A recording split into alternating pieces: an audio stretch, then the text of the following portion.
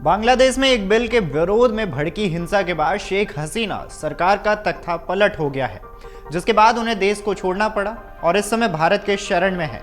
शेख हसीना के बाद बांग्लादेश में अंतरिम सरकार ने सत्ता में कदम रख लिया है। 84 वर्षीय नोबेल पुरस्कार विजेता मोहम्मद यूनुस को इसका मुख्य सलाहकार बनाया गया है। शेख हसीना के अपदस्थ होने के बाद पूर्व प्रधानमंत्री खालिदा जिया को जेल से रिहा कर दिया गया था। उन्हें 2018 में भ्रष्टाचार के लिए 17 साल जेल की सजा सुनाई गई थी। अब खबर है कि शेख हसीना के ऊपर हत्या के मामले में एफआईआर दर्ज हुई है। हसीना के अलावा 6 अन्य लोगों के खिलाफ भी मामला दर्ज हुआ है। पिछले महीने हुई हिंसक झड़पों के दौरान किराने की एक दुकान के मालिक की मौत को लेकर मामला दर्ज किया गया है। पड़ोसी मुल्क बांग्लादेश में जून महीने से आरक्षण के खिलाफ प्रदर्शन हो रहा था, लेकिन अगस्त के शुरुआती दिनों में ये और उग्र हो गया। ढाका ट्रिब्यून अखबार की खबर के मुताबिक यह मामला किराने की दुकान के मालिक अबू सईद के शुभचिंतक ने दर्ज कराया है, जिनकी मोहम्मदपुर में आरक्षण आंदोलन के समर्थन में 19 जुलाई को निकाले गए जुलूस के दौरान पुलिस की गोलीबारी में मौत हो गई थी। अन्य आरोपियों में अवामी लीग के महासचिव और पूर्व पुलिस महानिदेशक चौधरी अब्दुल्ला अल मामूम शामिल हैं। रिपोर्ट के अनुसार इनके अलावा कई उच्च पदस्थ पुलिस अधिकारियों और सरकारी अधिकारियों को भी मामले में आरोपी बनाया गया है। बांग्लादेश में 5 अगस्त को हसीना सरकार के गिरने के बाद देश भर में भड़की हिंसा की घटनाओं में 230 से अधिक लोग मारे गए।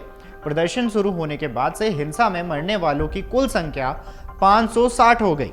हसीना के नेतृत्व वाली सरकार के पतन के बाद बांग्लादेश में एक अंतरिम सरकार का गठन किया गया। 84 वर्षीय नोबेल पुरस्कार विजेता मोहम्मद यूनुस को इसकी कमान दी गई, यानी इसका मुख्य सलाहकार बनाया गया।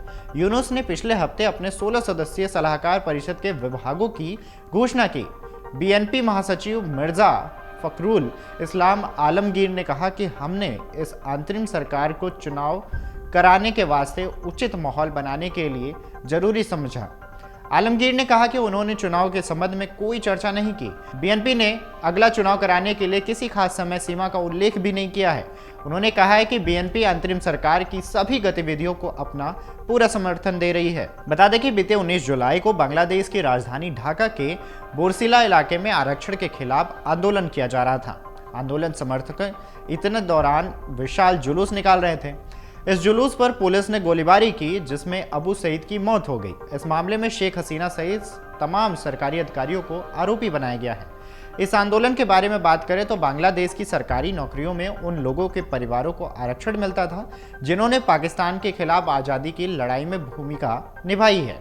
इस कोटे के खिलाफ वहां उग्र प्रदर्शन शुरू हो गए। शेख हसीना ने रणनीति और बल दोनों से इस आंदोलन को रोकने का अथक प्रयास किया, लेकिन उनके दोनों ही प्रयास विफल हो गए। आखिर में उन्होंने प्रदर्शनकारियों की सभी मांगों मान ली, लेकिन प्रदर्शनकारी उनके इस्तीफे पर अड़ गए थे। प्रदर्शनकारियों की मांग मानते हुए शेख हसीना इस्तीफा देकर चुपचाप भारत चली आई। तब से लेकर अब तक वहां भारत में ही है। अब नए मामले के बाद एक बार फिर चर्चा का केंद्र बन गया है। अगर आप ये वीडियो YouTube पर देख रहे हैं तो हमारे चैनल को सब्सक्राइब करें और बेल आइकन को दबाना ना भूलें। अगर आप Facebook पर ये वीडियो देख रहे हैं तो हमारे पेज को लाइक करें।